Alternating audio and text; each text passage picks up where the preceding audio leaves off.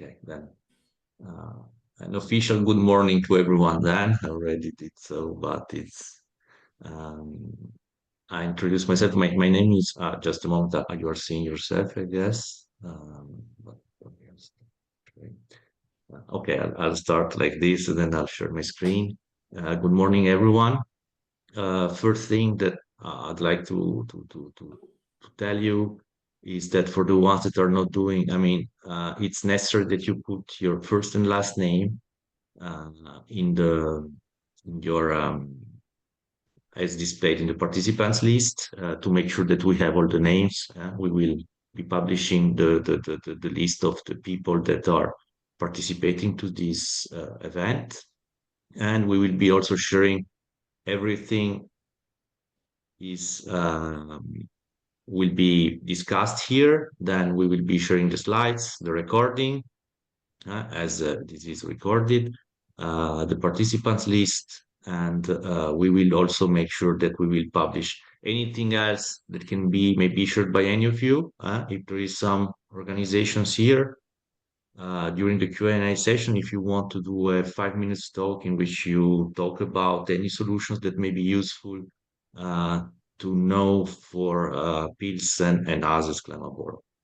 Then now, for today, I will be, then oh, I will share my screen and, okay, do you see my screen? Okay, Yes. very good, very good. Just to move. Okay.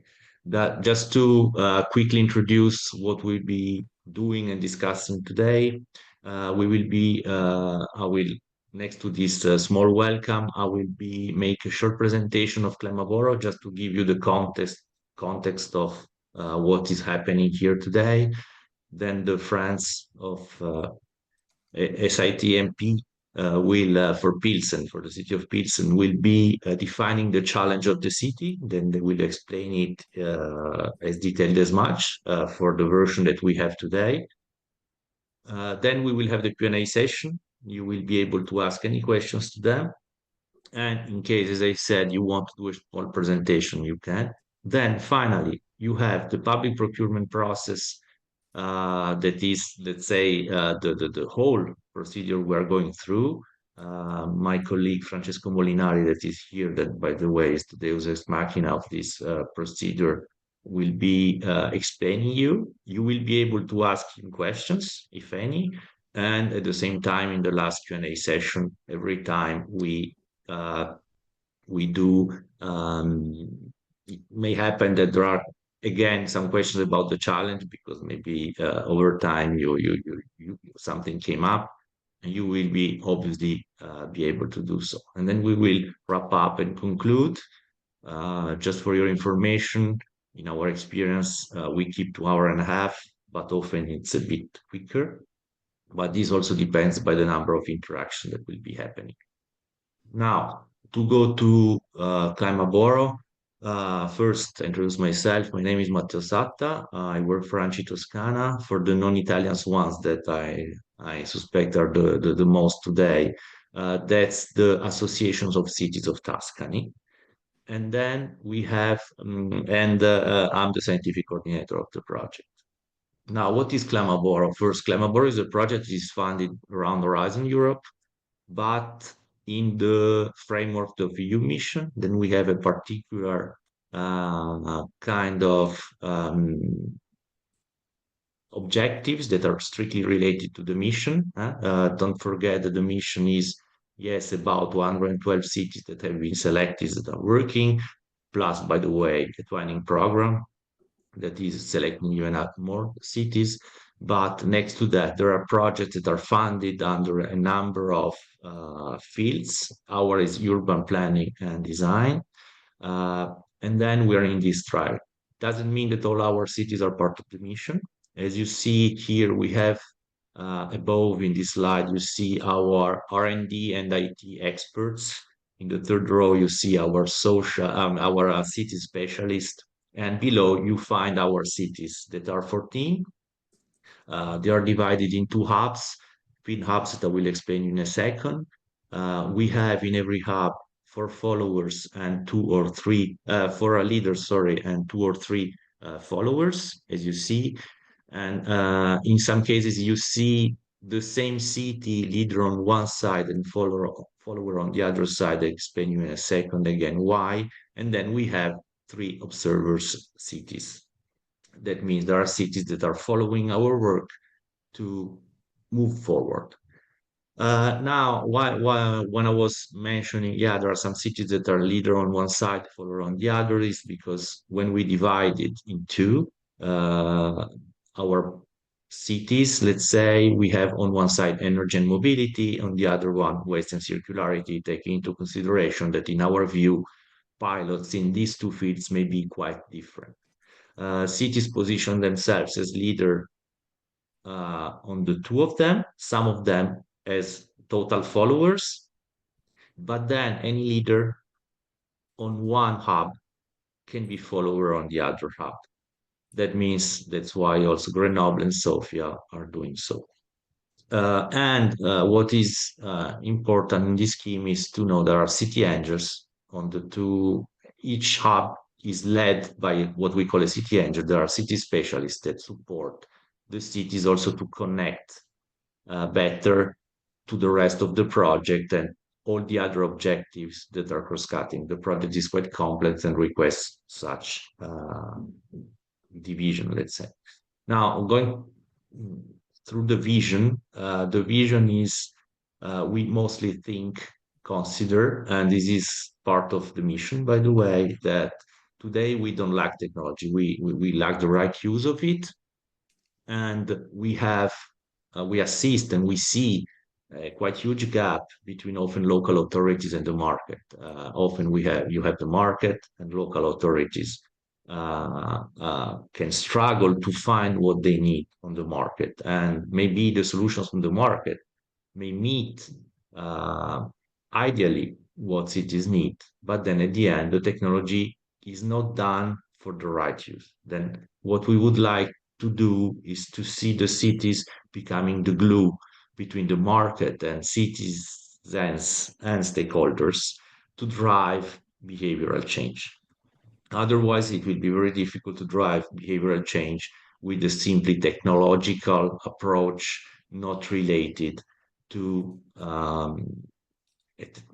not related not just to technology, but also to the social dimension of the technology.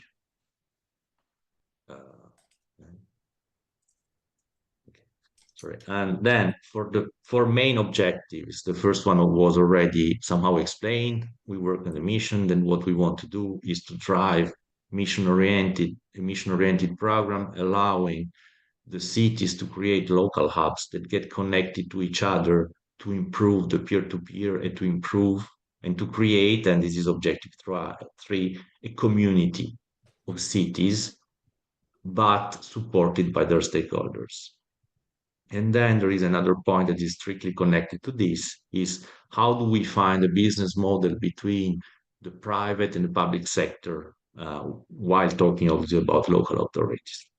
And finally, an important point is how do we define climate neutrality in the pilots, in the experimentations that happen on the ground? How can we use also data to make sure that we can really evaluate this?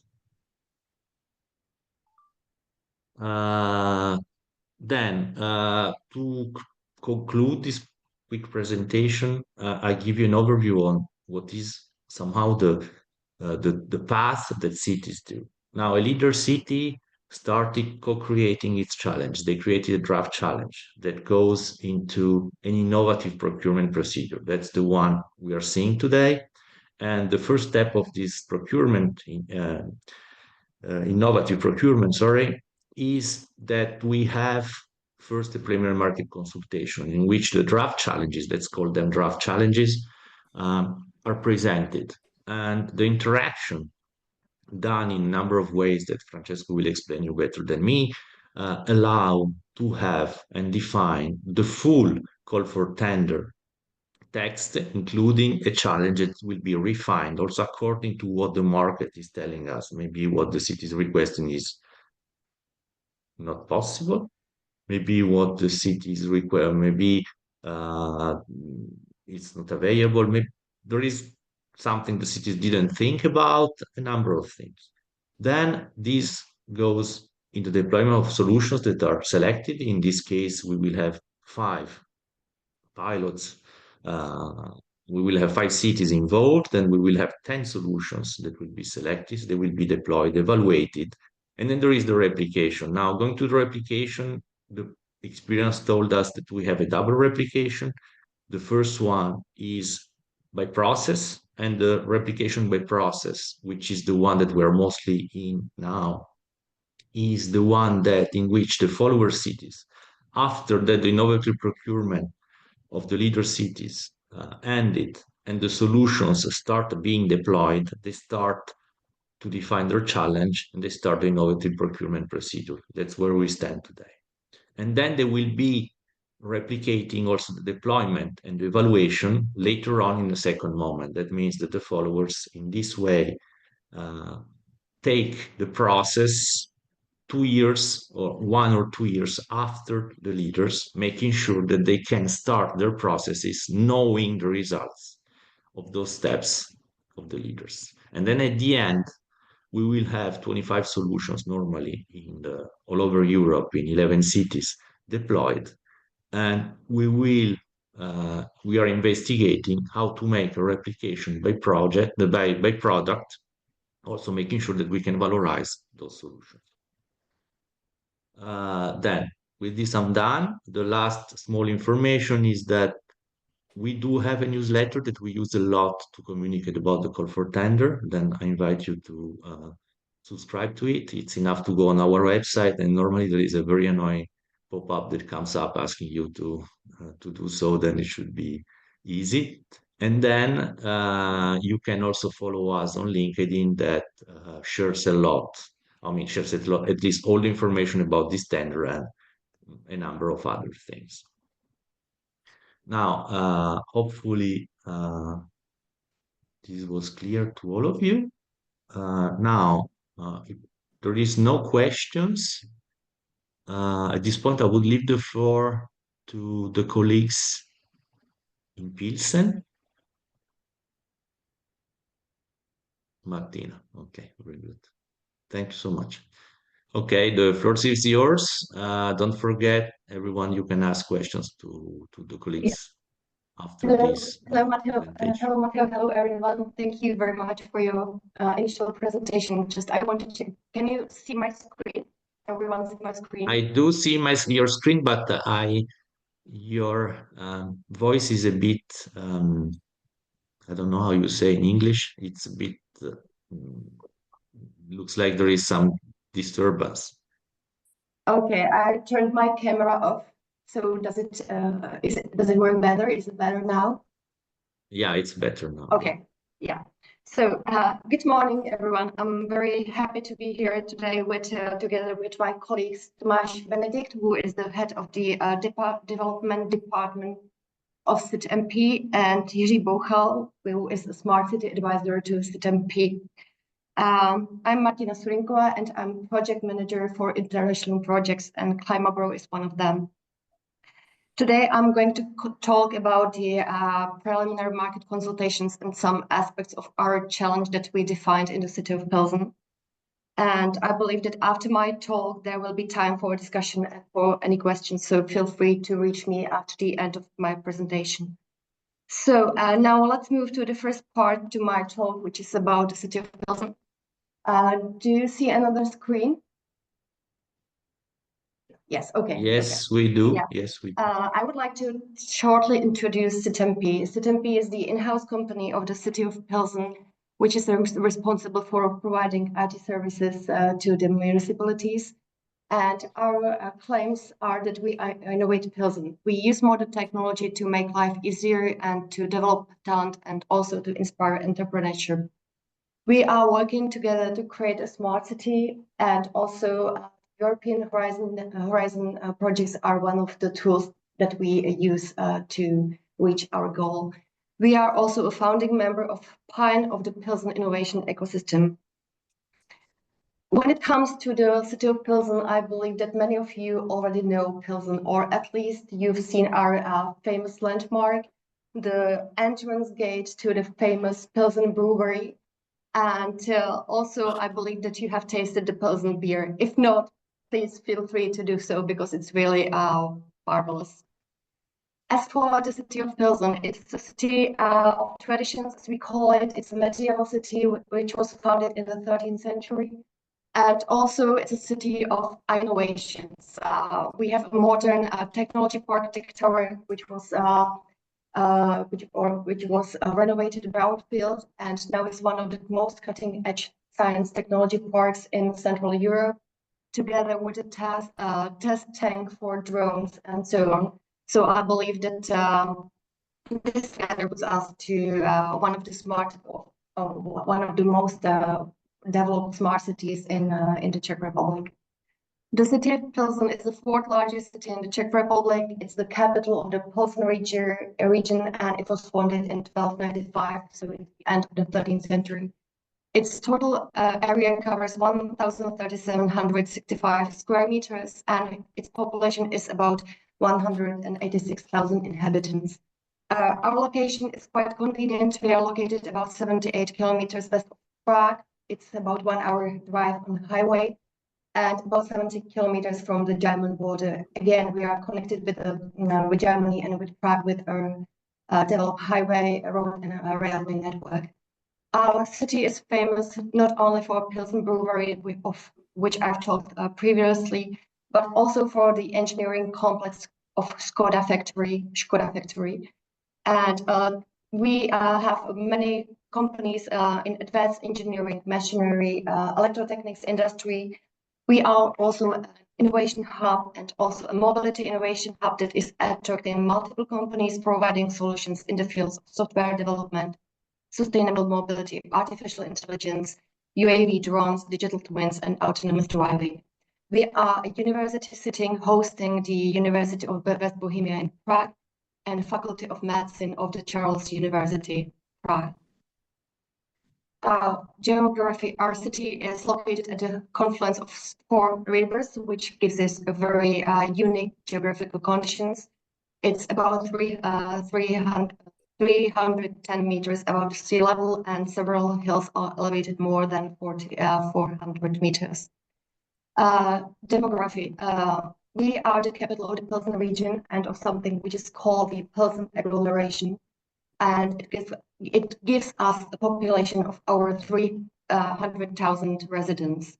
The population density is seen on your right, and because we will be talking about the young influencers and young generation, the number of young people aged from 0 to 19 years of age is approximately 27,000. That's the data for 2023. Administration. Our city is divided into 10 city districts, and what is important for our experiment is the location of the Pilsen 2 district and Pilsen A district. The Pilsen 2 district is quite wide with 18 square kilometers and approximately 35,000 residents, while city district Pilsen 8 is significantly smaller with 5 square kilometers and approximately 2,000 residents. When it comes to city strategic goals and its relevance to the Climate Pro project and objectives, you can refer to strategic plan of the city of Pilsen, which aims to prepare for climate change, among other aims to reduce the environmental impact of traffic and significantly of the individual car traffic. We also have the sustainable mobility plan and a program for improving air quality in the city of Pilsen. Also, there was a micromobility study designed in, I believe, 2022 that analyzes the situation in Pilsen and proposes necessary steps to optimally manage micromobility in the city. On your right side, there's a chart and there are some visuals regarding the air quality in the city of Pilsen, which is not very favorable, let's put it this way. you can see that among the cities with a high air pollution, they are the city of Prague and city of Pilsen and Brno also as the most significant one. When it comes to particulate matters 10 and flying dust. And when we talk about sulfur dioxide, the levels are also very elevated when compared with the capital Prague and the second largest city of Brno. The baseline for our challenge is quite simple. Like many urban centers, Pilsen face significant challenges related to traffic congestion, air and noise pollution. And many of them is caused by high levels of individual car traffic. Therefore, the city of Pilsen places an important emphasis on promoting sustainable transport options. And also this includes diminishing dependence on private cars and by promoting alternative modes of transport, as well as encouraging behavioral change among its citizens. Because if you remember from the previous presentation, there was a very nice note that technology without behavioral change will not work. That's something that we are fully agree with. In particular, we would like to promote the adoption of more sustainable commuting habits with its students and their community. The city aims to reduce the environmental impact of car traffic, especially at morning peak hour in the proximity of schools by introducing temporary street closures. Maybe you are asking why we talk about morning peak hour and not about the afternoon peak hour. I'll explain for those who are not from the Czech Republic. Our schools usually start or begin at 8 o'clock. That means that the highest number of students and pupils and also of their parents are reaching for the schools, let's say from 7 to 8 or 8 o'clock in the morning. And when it comes to afternoon, it's really very, very variable because some schools and some classes grades finish, for example, at 12, some at 2 o'clock in the afternoon. So it's very, very variable. But what is the same is the morning peak hour, which is the most significant traffic. Also, we believe that diminishing the morning peak hour would also diminish congestion and improve traffic safety, which is really very, very bad around schools and around the schools that we put into our experiment. And we also would like to decrease the students' exposure to air pollutants and also to noise levels emitted by cars and vehicles.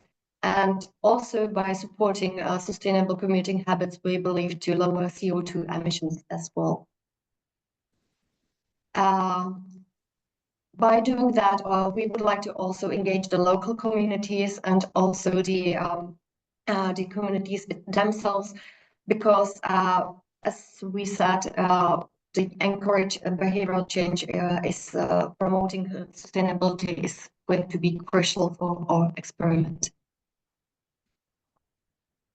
When we were talking about the challenge definition in our company, we wanted to know where to start. We are collaborating with secondary schools in Pilsen. So last year we launched a survey of secondary schools and students where we reached for 200 teenage students and asked them what is bothering them in our city, in their city, because we believe in the importance of young influencers and their communities, because whenever you are reaching one individual, you are reaching many, you are reaching their families, you are reaching their neighbors, and you are reaching their friends. So this drop in the ocean helped us to identify the challenge. There's no way I would ride a bike to school. When you come from different countries, I'm thinking about Netherlands, for example, it's very usual to commute to school by bike, which is not very common in our country. Therefore, and we don't want to limit our challenge to riding a bike to school. We would like to think about this as a general inspiration. Therefore, we were thinking about how to put our challenge. So the claim is that we would like to promote sustainable transport options to encourage students and citizens to adopt more eco-friendly commuting habits. When we are talking about objectives and desired outcomes for the city, we can think in general that we want to improve quality of the environment in the city. We want to promote sustainable transport and also the commuting habits to reduce congestions, reduce carbon footprint, also to reduce the environmental impact, especially air and noise pollution. We also want to increase awareness, behavior change, and citizen engagement. All that to promote safety around schools. The list of expected benefits for individual actors is not indicative, but we can think about, for example, for the city to have the better environment, the increased adoption of sustainable means of transport, higher rates of model spread, reduced congestion, reduced carbon footprint, development of new infrastructure, and also the possibility of replicability to other schools in the city and in the management of the city is possible. When we are considering the community, we definitely think of improved quality of life, reduced air and noise pollution, health benefits, and also the safety near schools that also have very positive psychological effects for the students and for the families, and also we believe to obtain positive changes in behavior. When we are talking about and considering other stakeholders, we can talk about enhanced collaboration and also climate curriculum as, for example, indicators or metrics for success can be, and it's again, the list is not limited, not indicative of the CO2 reduction, CO2 emissions, and also air quality, noise levels, model split, so on. Now let me tell you something about the two locations for the experiment that are considered and are set for this challenge. The first one is located in Pilsen 8 city district, so the smaller one, let's call it this way. It's the 𝐏𝐢𝐥𝐬𝐞𝐧 primary school, which is there together with a kindergarten. The school capacity is 74 pupils or children in the kindergarten and 153 primary school students. This school is significantly smaller than the other one, which is participating in the experiment. The other school is bigger. It's located in Pilsen 2 city district, and its school capacity is really big. It's a school that has almost 1,000 students. And also the location of the school is very close to another school and another kindergarten. So I believe that changing the situation near this school will also provide some possibilities for the replication in the area. When we now I want to describe some features of the solution envisaged in general. In general, as I put it, we would like to promote sustainable transport options and also to encourage students and their communities to adopt more eco-friendly commuting habits. By means of 𝐖𝐡𝐚𝐭, by the in-house IT company of the city of Pilsen, the city of Pilsen will install sensors and cameras to detect the number of cars and around schools. The data will start being collected before the project starts or the solution provider starts. So it will provide us with the baseline data and that are crucial for the measuring of the performance of the project. And also, we believe that in the initial steps regarding car traffic restrictions are expected to be taken by the city. Later, I will get you familiar with some features of the solutions, but I would like to highlight that the solution and the solution provider should be able to deliver at least 5 of the following. When we talk about the examples and features of what our solution should look like, we want to read them in different categories. The first category refers to traffic measures around schools. We want to analyze current traffic situations around involved schools, for example, to see if there is mobility plan or similar. and also propose further traffic measures, but not limited to street closures for vehicles, pedestrian zones, K+R parking, temporary barriers, one-way streets, innovative curbside use, or likewise. We would like the solution provider, for example, to provide engineering and urban space planning expert support, documentation and consultancy services needed to propose and administratively approve the selected measures within the relevant public authorities, which are, for example, city departments, city organizations, police, city district, and so on. Let's move to the aspect of the innovative solution that we anticipate. We anticipate the solution provider to develop tools to encourage active citizenship and behavioral change towards more climate responsible mobility decisions. They shall facilitate students and community engagement, increase awareness about the environmental impact of their mobility choices, and also they shall encourage change of commuting habits. For example, these tools can include, but the list is again not limited to interactive education content, data visualization, dashboards, gamification tools, or similar. We would like the solution provider or providers to consider different users and their needs, because we are reaching for individual target groups like students. We talk about children aged from 6 to 15 years of age. We are talking about schools, so like the principals, headmasters, teachers, also municipality and community. So the target groups and target users are very varied. We also think about data-driven education.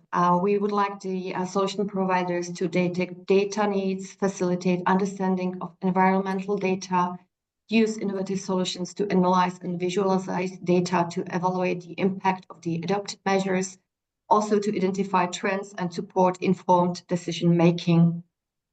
Next category is for education and training, because we would like to support teachers in climate education with know-how and education content from classroom activities, and also to provide training to the community as well as to local governments.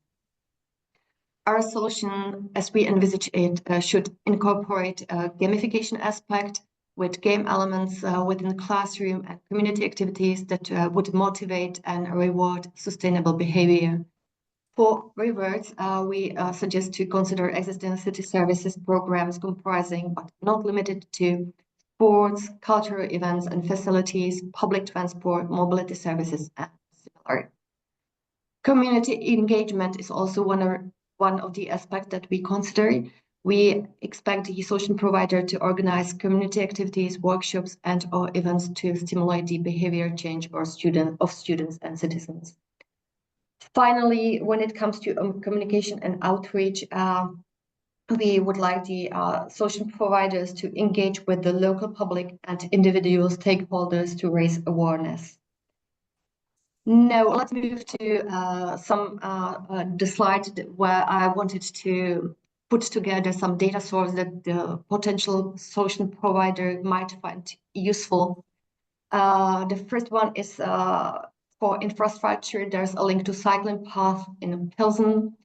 As for maps and map players, there's a general link to the portal, GIS portal of the city of Pilsen, with different layers that might be useful. When it comes to the public transport provider is the in-house company of the city of Pilsen. And one note on one information that might be very useful for solution providers is that children aged from the age 6 to 15 years of age have public transport for free of charge, providing they fulfill some requirements and conditions, but we can put it very generally that the public transport is for free for this focus group. As for IoT network, we anticipate to install the sensors for traffic noise and air pollution as the 𝐶IT-𝐚𝐭. And also we anticipate to provide the solutions providers with some open data that are provided by the city. Traffic restrictions. I've already said that the initial steps regarding car traffic restrictions are expected to be taken by the city. When it comes to data availability, there's an open data portal of the city of Pilsen. Also, what can be very useful is that there's a traffic model, and it's a traffic model of the city of Pilsen that can be also applied for the solution. I was talking about the replicability potential in Pilsen schools, in other Pilsen schools. So there's a portal, a website about the city-managed Pilsen schools located in the area of the city of Pilsen. So there's also another link that can be useful for the solution provider. Well, it seems that I have covered all the points that I needed to present today. So that ends my part, and I would like to share my to pass the floor back to Matteo and to you. Thank you very much. Thank you, Martina. Thank you very much for this nice presentation. Now we can open to questions. There was an organization that asked me, I don't know if they're here, is Pinbike here, because an organization asked me to make a presentation, but I don't see them online. Then we can stay on the questions. There is any questions? In case, just raise your hand, I'll give you the floor.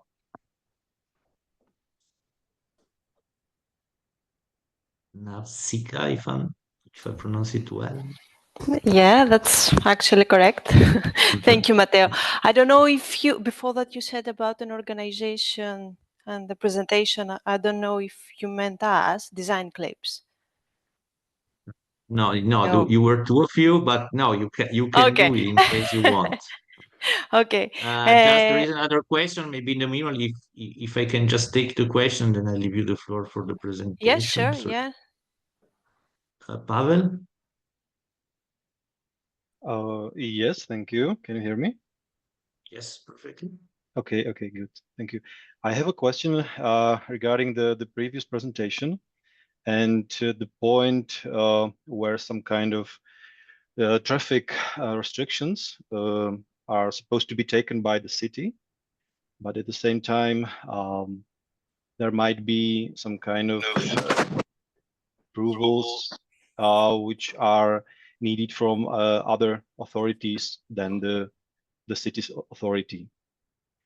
And the question is whether it's expected that the solution will be or has to be provided independently or from the city departments, let's say, or if the city will be somehow participating on this approval process for some kind of traffic restrictions in the city or in the area of the schools.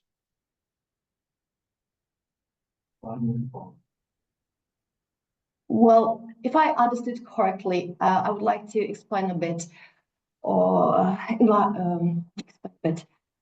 because the experiment and the solution providers are expected to start in, I believe, 2026. We believe that it's important to have some traffic restrictions to be and steps regarding to traffic restrictions to be taken by the city to have it prepared.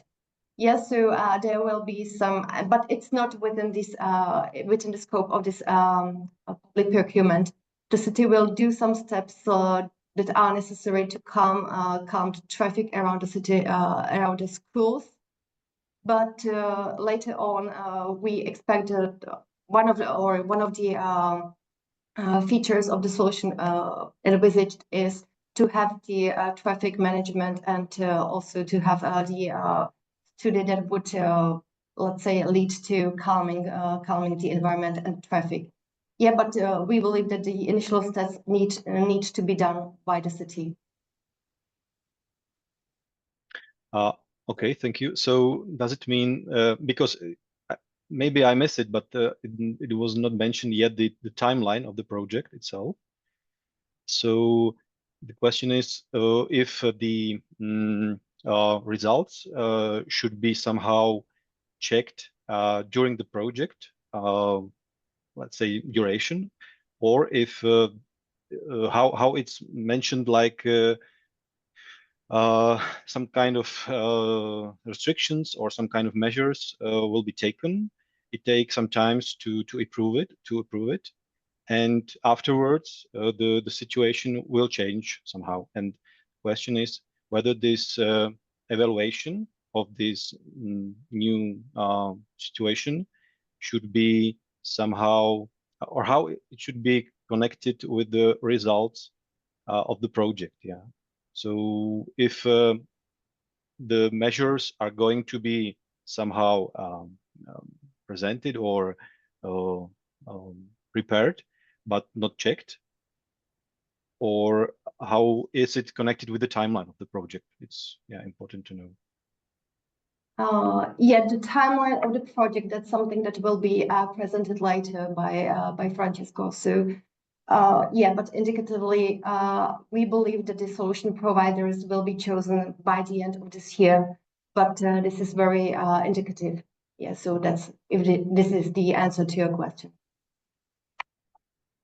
Yeah, if I can step in on this one, the pilots are supposed to happen next year for around 12 months. This is not yet fully, but should be 12 months next year.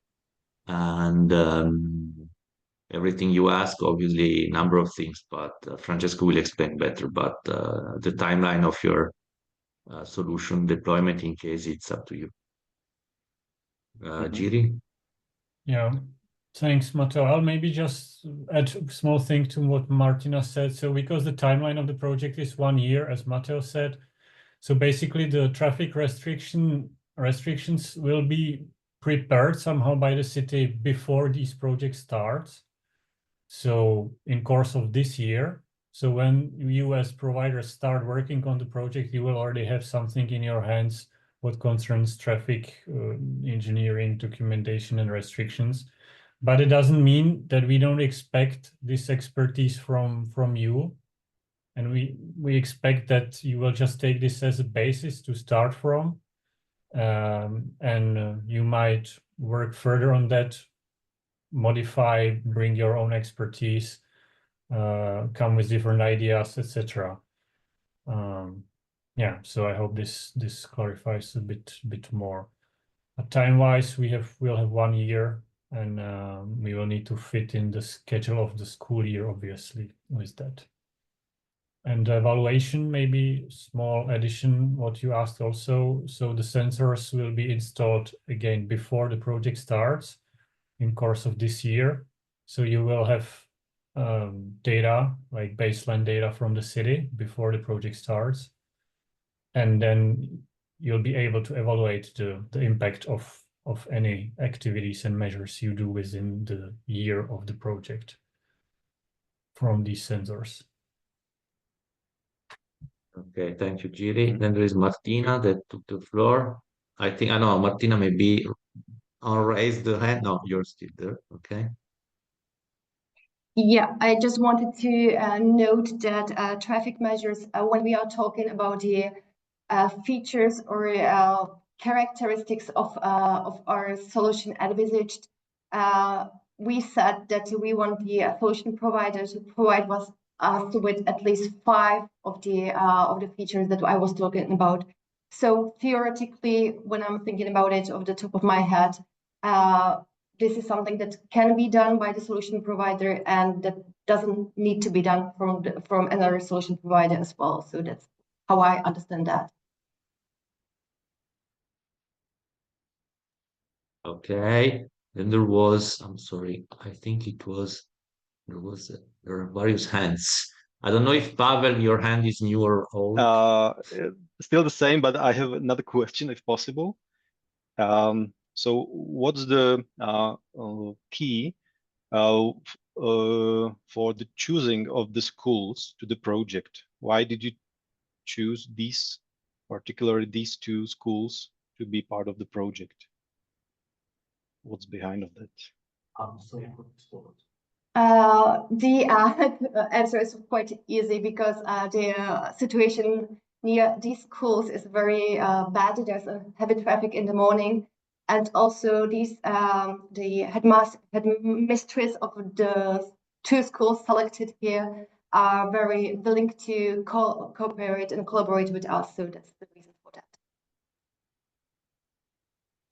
And okay, then we have sorry, yes. does it have somehow match together with the survey you made with the students, or not? Actually, the survey, if you remember, the survey was launched among the secondary school students, and secondary school students in the Czech Republic are the, let's say, young people aged 15 to 19. And we are talking about primary schools, and also with 1 primary schools and 1 kindergarten. And the target group there is significantly younger. They are like from kindergarten is from 3 years of age, and primary school usually ends when you are aged 14, 15. Yeah, so these are 2 different groups. Okay, thank you.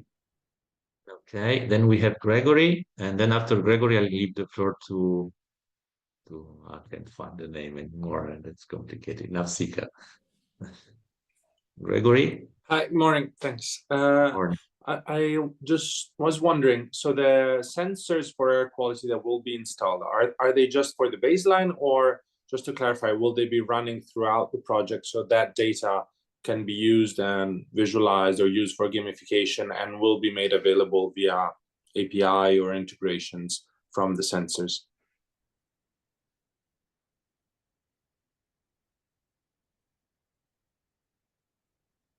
Yeah, I needed to consult with Mr. Benedict. The sensors that we are planning to deploy in the location of the experiment, their use is not limited to the 𝐏𝐢𝐥𝐬𝐴 project. That will be generally used by 𝐼𝐴𝐴 to monitor another things and aspects. Sorry, but so they will be available, the data coming from those sensors will be available throughout the implementation. So during the months of the project running in 2026, and not just for the baseline and the end, right? Yeah, we believe to provide we believe to provide the solution provider with the data coming from these sensors. Yeah, so that's something that we'll give to you, so you will have something to work with. Okay, thank you.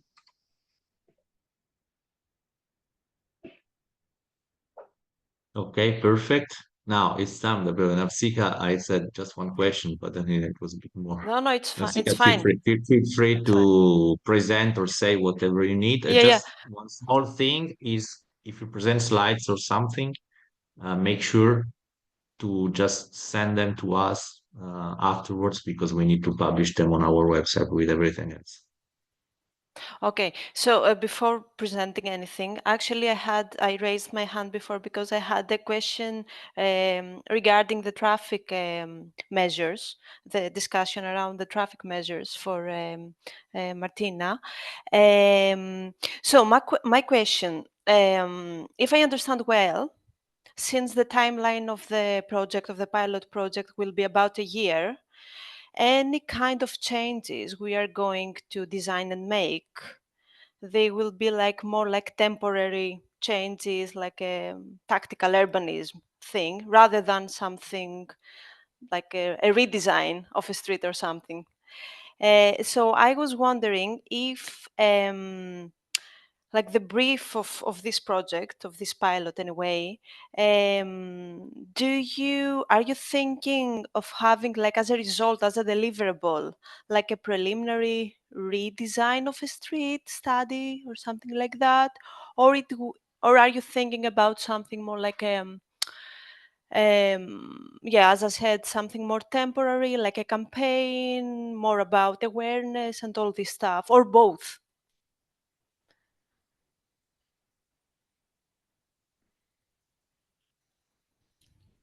Yeah, I would say that we are very open in this way. So it can be either temporary, it can be permanent. Yeah.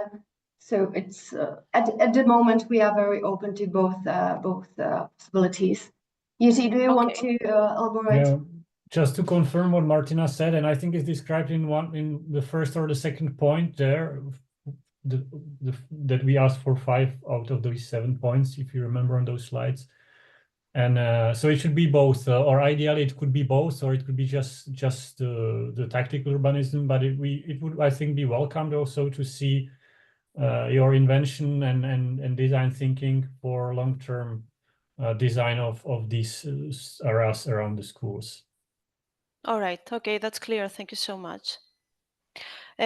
So yeah, I mean, if I could have like a couple of minutes, I could, and if it's welcomed from the other participants, I'm happy to share a bit about our work. Maybe it's better not to share anything with you at the moment, because what we are working at the moment is part of pilot studies in other cities, so it's nothing official yet. But we are Design Clips. I'm part of Design Clips. We are an urban design studio based in Thessaloniki, Greece. And we are doing community and stakeholder engagement, but our niche expertise is on child-friendly places and children's mobility and active travel projects and behavior change stuff. So it's really interesting for us, this pilot, because it fits a lot with what we are doing at the moment. And we are tool providers for Up 2030 project. So at the moment, we are working with Belfast and Budapest, and we use our child-friendly urban design toolkit. And we create actually for them tailored campaigns and activities, engagement activities and awareness activities for children, but also the teachers, parents, and the general community. So yeah, what we are doing at the moment for those cities, it's really close to your needs, I think. So yeah, we could be really happy actually to be part of this project. So we are really looking forward for the process of this preliminary consultation. Okay, very good. Thank you, Navsika. I don't see any raised hands. Then I would jump to Francesco. Francesco, feel free. There is one more. There is one more question is coming. Gregory? Yeah, sorry again. I was just curious, as you mentioned that, I mean, the company is working for different kind of IT services for the city, and the public transport company is also publicly run. I was wondering, is there the possibility of integration with software or ticketing solutions or apps for public transport, or is it, I mean, do you have already digital tickets and subscription? So is that something that could be used or valued to capture the behaviors and reward behaviors?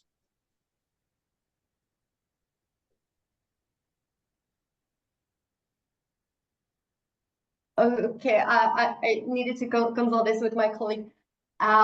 Actually, we would be very careful about integrating into the application of the public transport company of the city of Pilsen. And we prefer to put the innovative tool, not limited to mobile phone application or smartphone application, individual. Yeah. Clear. But so if it's an external app, I mean, the data with the app of the public transport is something that could be used as a source of data and not intervening in the app of the public transport.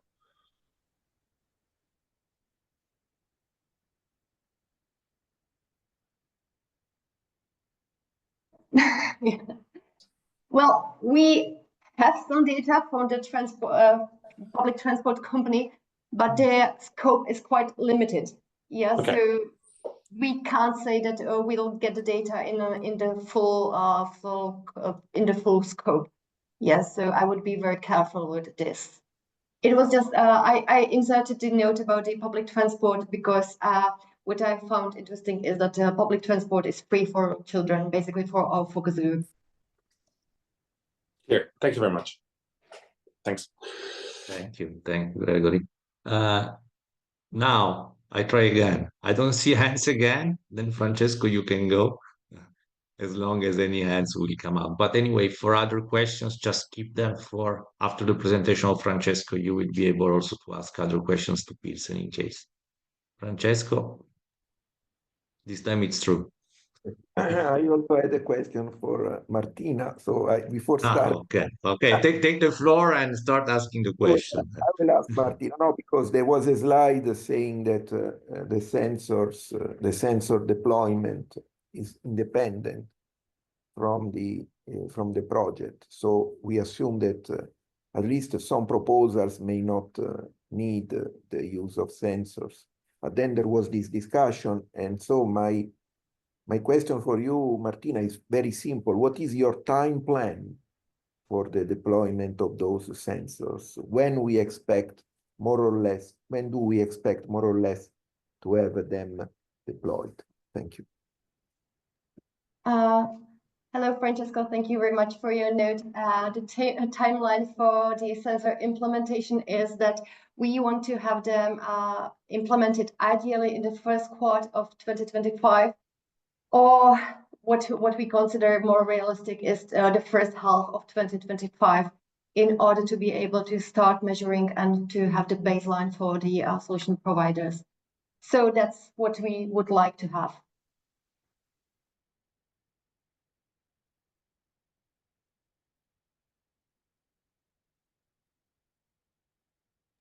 Okay, thank you. And so we can assume that for the timeline that I will be presenting, all the sensors that might be possibly needed will be already there when the pilots are supposed to start.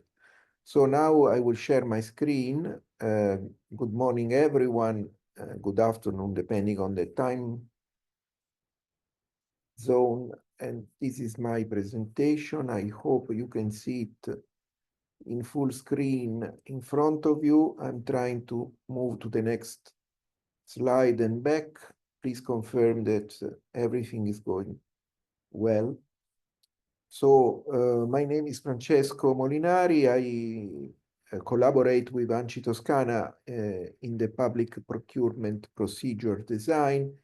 As you may already know, because I see some familiar names in the participant list, this is the second edition of a public procurement procedure, which the previous one was launched in July 2023 and awarded in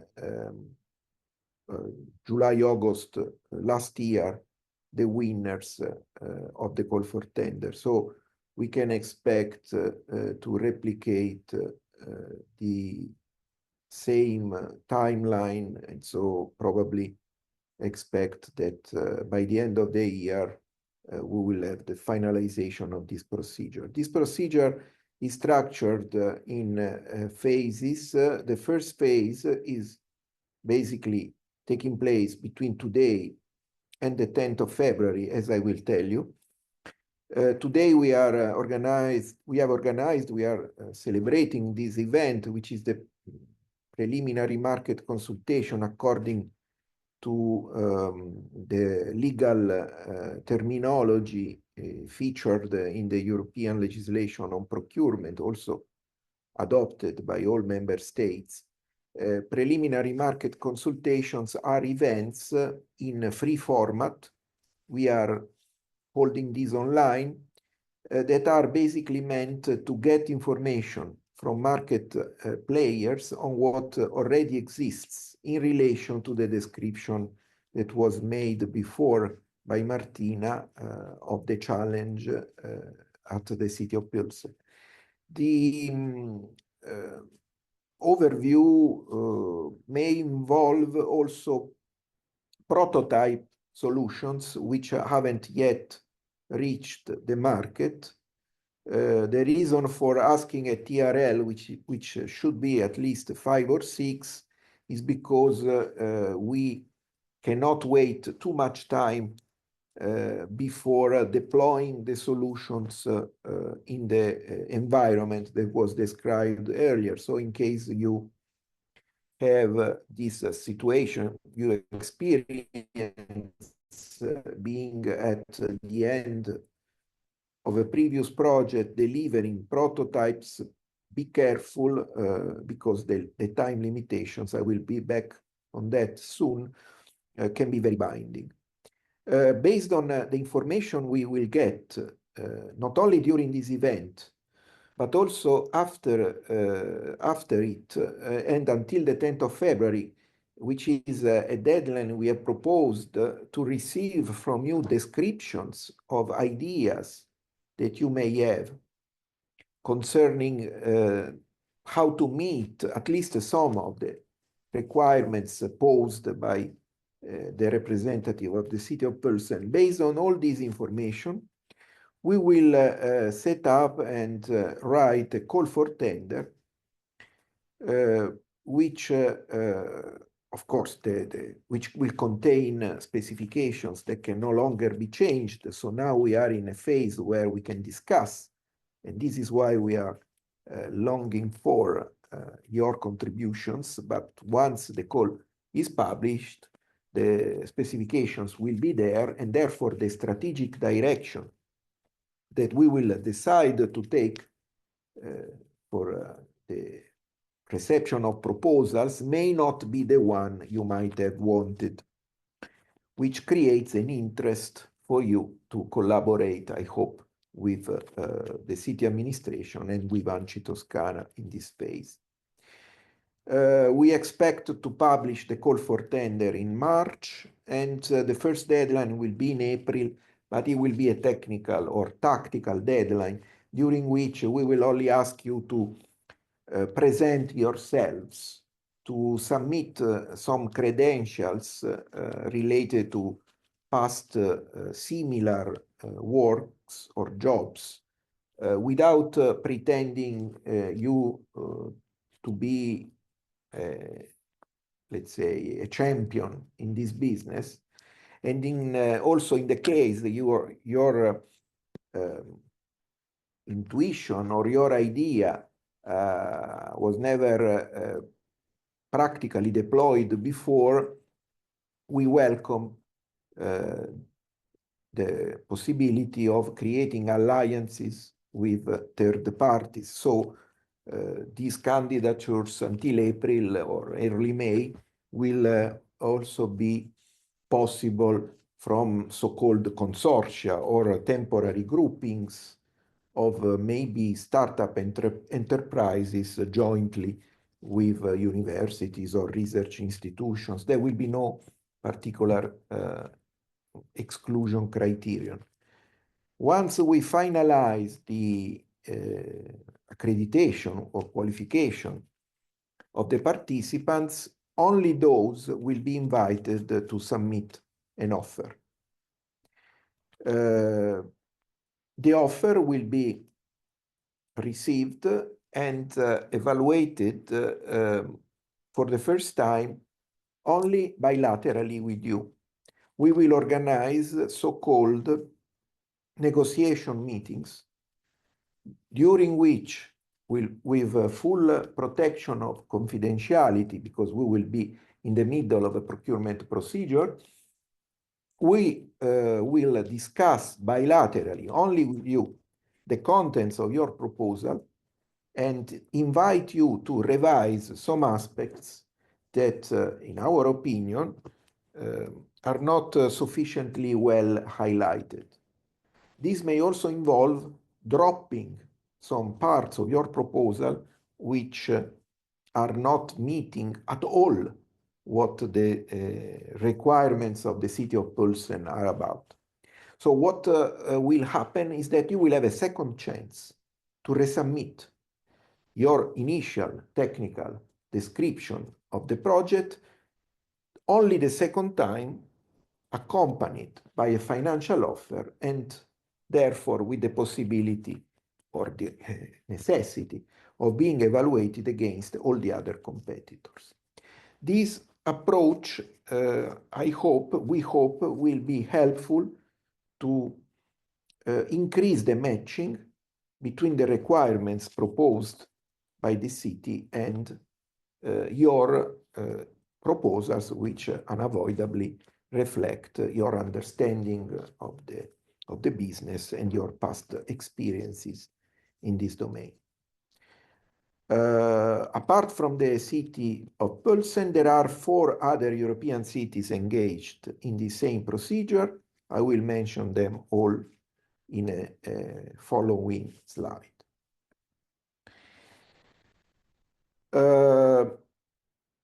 As I said, we don't have a precise idea yet of the kind of solutions we are looking for, but also to wrap up what Matteo Satta, our project coordinator, said in his introduction, and also Martina from the city of Pilsen mentioned that there are at least 5 elements which are listed in this slide that all received solutions should be in possession of.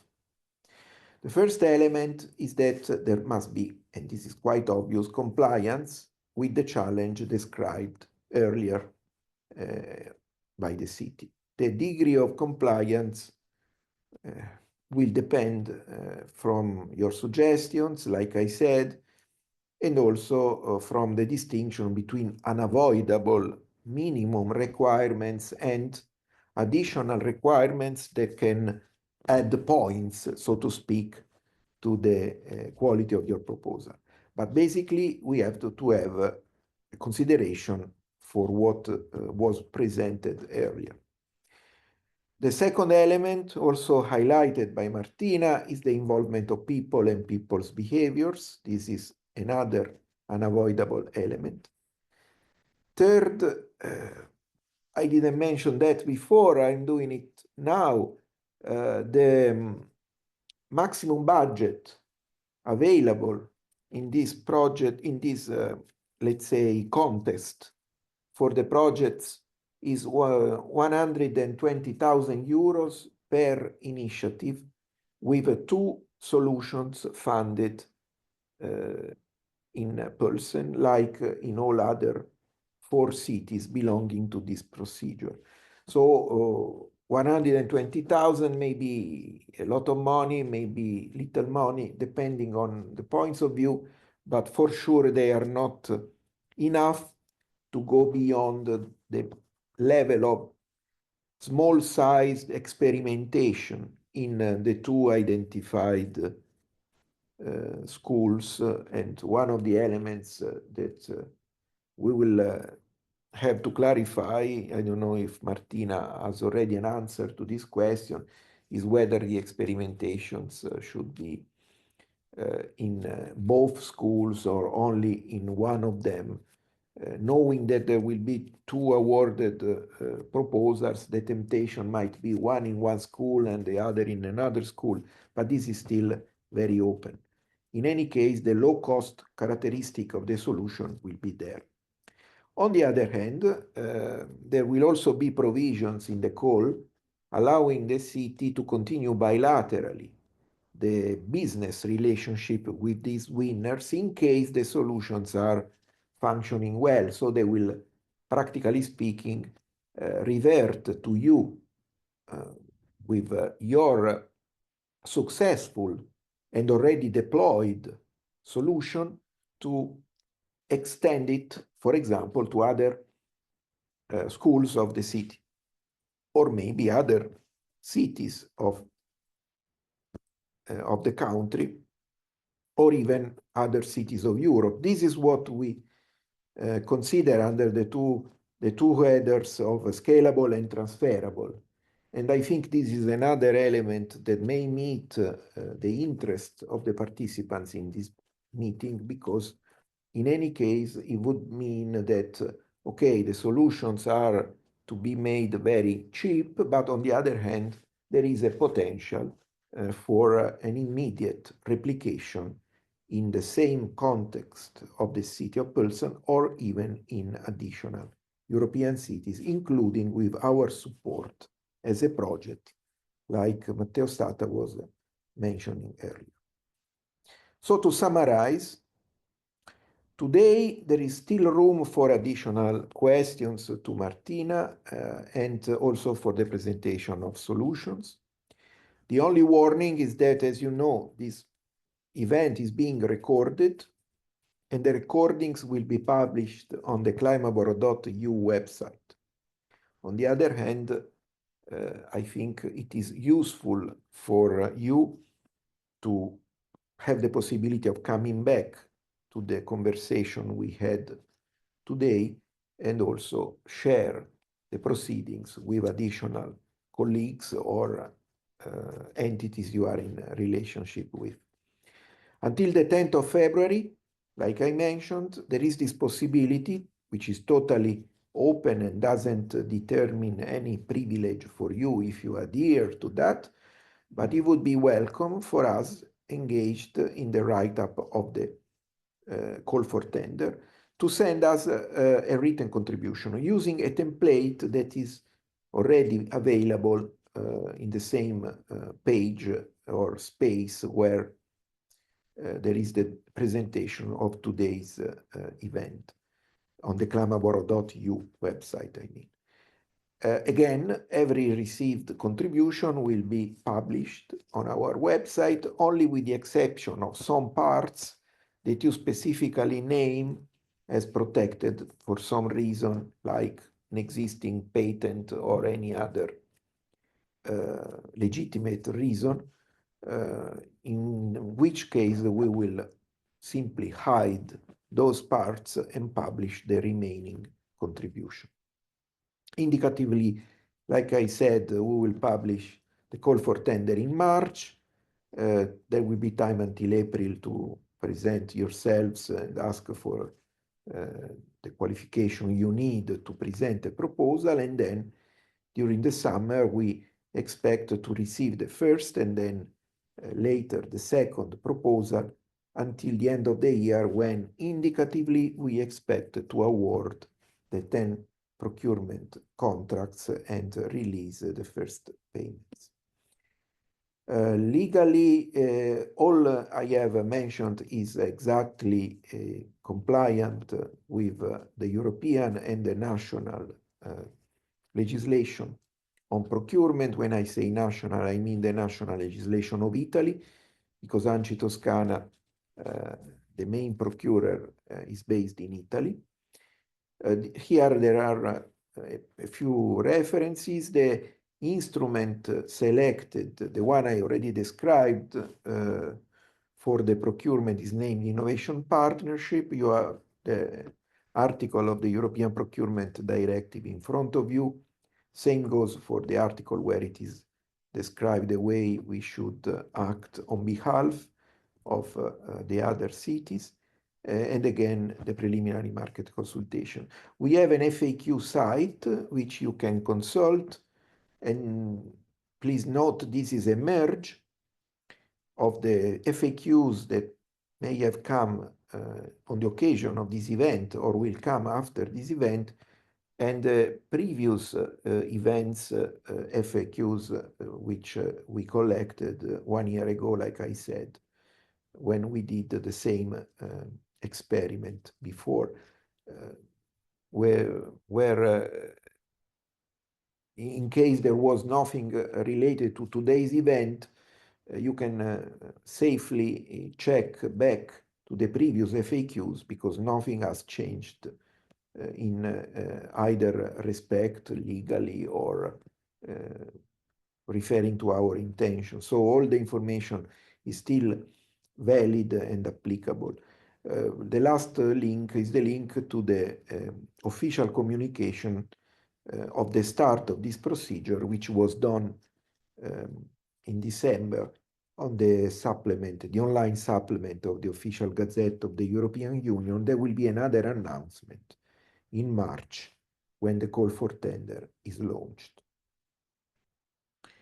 So to summarize, the state-of-the-art analysis presented by Martina mentioned the priorities of climate policy in the city and helped us understand the challenge or the challenges that the city has with respect to the chosen domain and environment. This will be the framework for the innovation procurement, but before going there, for the discussion today, which may be helpful for us to define better what the requirements of the city that should survive until the moment of being included in the call for tender will be about. So it is still possible to receive comments from you. Another provocation is this slide where we put emphasis on the three elements that are vital for our project first and also for the solutions to be received. One is data. Martina already mentioned the wealth of data that exists in the city, but also the deployment of sensors can offer additional opportunities to play with data. So the solutions are cordially invited to include this dimension up to the point of being the ones that source new data from other existing sources or produce new data by themselves. The second element is people. That is quite obvious, but again, it will be interesting to understand how much the solutions connect with the local environment in terms of stakeholders to be involved, and also citizens or young people to be considered as part of the experimentation. And finally, technology, various aspects were already mentioned by Martina, like gamification, for example. Another issue may be interoperability if the solution proposed is expected to become part of the City of Pilsen's platforms or IT infrastructure. So why did we choose the innovation partnership? Because it gave us this flexibility I was already mentioned. So the first column will be the collection of individual or grouped economic operators being invited to present an offer to us. Like I said, there will be first only a technical offer, a technical description of the proposed solution, which will be discussed with us and especially with representatives of the city in the context of the so-called negotiation meetings, which will be, I repeat, confidential, bilateral. There will be no recording and so on. This will lead, hopefully, to the improvement of the quality of your proposals, and in the second round, the submission of a revised bid accompanied by a price which may not exceed 120,000 euros plus VAT. Then the evaluation will take place according to the MEET principle, most economically advantageous tender, or simply the ratio between quality and price. And this will lead, as I said, to awarding not just one, but two separate and distinct proposals under the only condition that they do not come from the same entity or group of entities or group of related entities.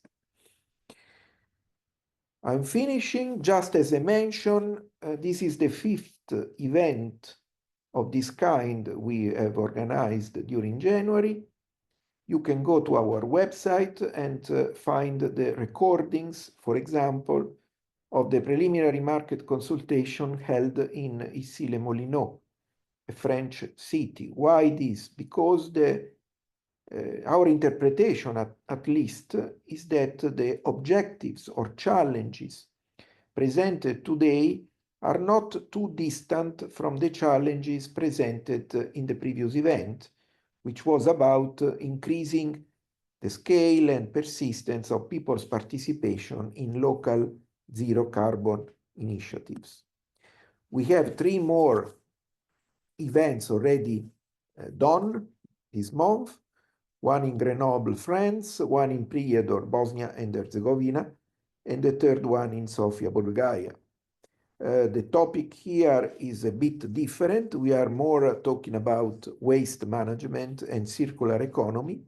Anyway, especially maybe the second and the third of this list of three may be events worth the waste of time of listening to the recordings, because again, there might be elements in common with the requirements of today's event, and more importantly, with the possible scope of the solutions you are seated on today. I'm done. I thank you for your attention, and I pass the floor back to Matteo. Thank you, Francesco. Thank you very much. Now, after this interesting presentation that I hope, but I'm sure helps the solution providers that were also asking some questions somehow about that earlier, then I open the floor to questions, if any. And as Francesco said, feel free to ask something else on Pilsen if in case this is something that is still on your if you need.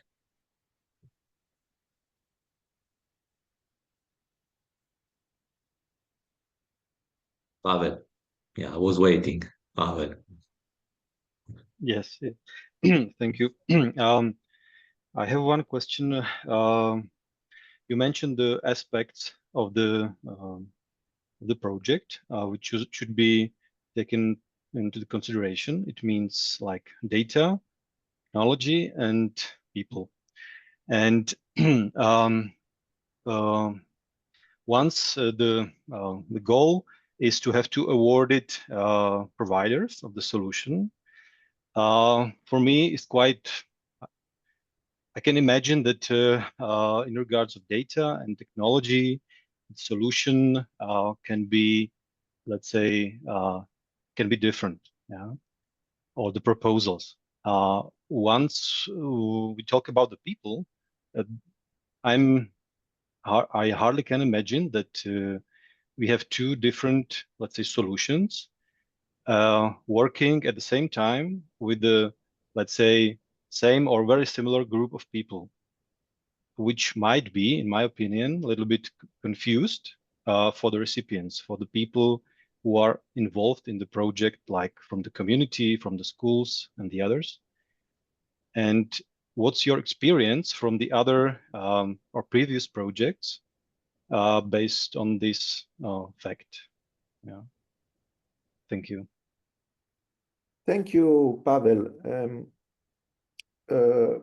That's also why I made the question to Martina before. My impression is that we should probably go for one school with one solution and the other school with the other solution. I think it would be a matter of order, maybe, but it's my personal opinion. We will have time to reflect on that. The point is that two solutions are certainly important because, as you know, first of all, normally when there are public tenders, it may happen at least that the winner is, of course, the best, but there are also good proposals in the ranking which are discarded. And considering that we are not speaking of standardized products or services, but we are really exploring what can be the best solution, not only when we award it, but also when the pilot has been successfully deployed. So at the end of the experimentation. This is why we probably give more emphasis on the possibility that two really different proposals, irrespective of whether they are deployed in one or in two schools, may survive not only the evaluation, but also the deployment phase. So I'm not saying that you are not raising a good point. I'm saying that it's too early to evaluate. It will also depend on the phase, on the shape that we give to the solutions in the call for tender.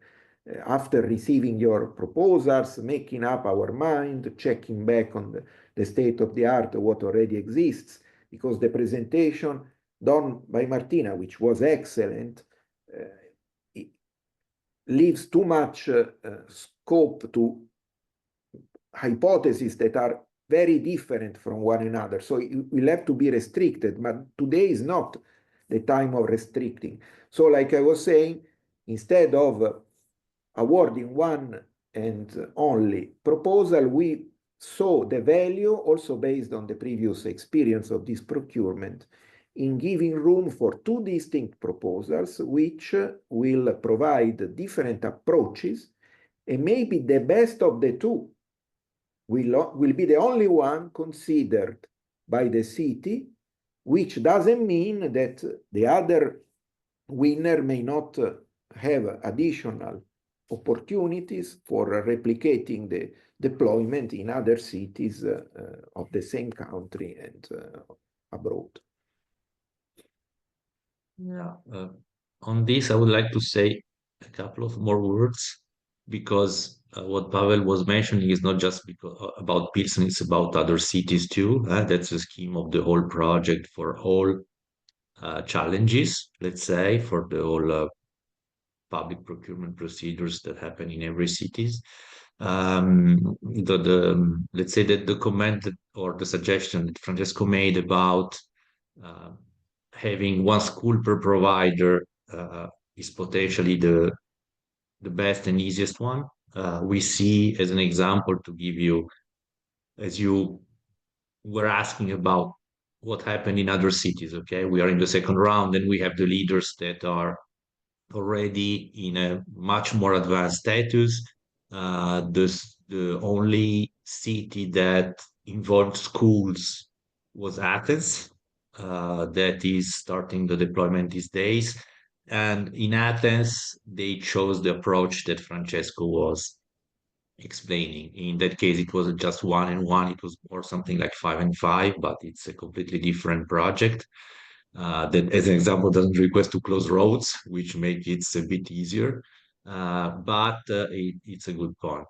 But as Francesco said, these preliminary market consultations are very precious for us and for the cities, in particular for the cities, to make sure that the scope of the challenge in the call for tender, then the real proceed. I mean, when we start really getting into, I don't want to see more serious because this is serious too, but in a more complicated, let's say, also environment, are well defined to make sure that you as solution providers are in the best solution to answer to it. Hopefully it helps. It was Pavel. Then we have 𝐏𝐢𝐥𝐬𝐞𝐧. Yeah, thank you, Matteo. This is more like a kind of confirmation, not so much a question, but both solutions should cover data, people, and technology, right? Okay. Yes. Thank you. Yeah. The idea really is to have two solutions that are working on the same problem. It doesn't mean that they are doing the same job, even if they need both of them to meet all the requirements of the call for tender. As Francesco explained, there will be a number of there will be general and specific requirements. I mean, minimum requirements. The minimum requirements will be normally last time when there were 15, and you had to meet all of that.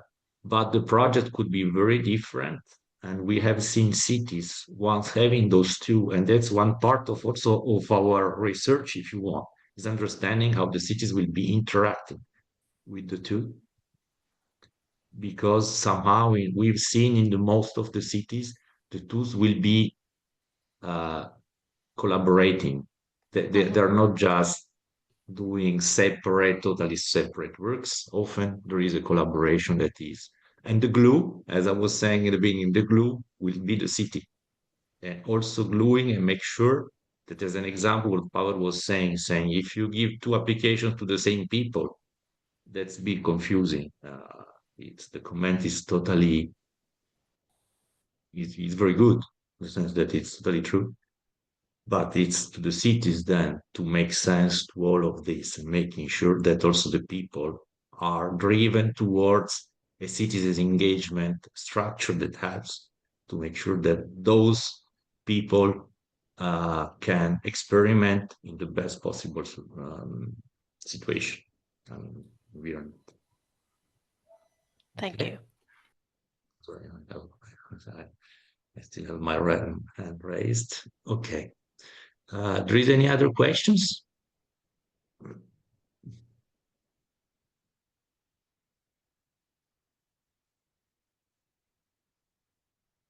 Rather looks, I don't see hands raised. Okay, then I see everything seems good and clear to everyone, I guess. Okay, because if there is no other questions, unless Pilsen or Francesco wants to say something more, because they're absolutely allowed to do so, we will go towards our wrap up and conclusion.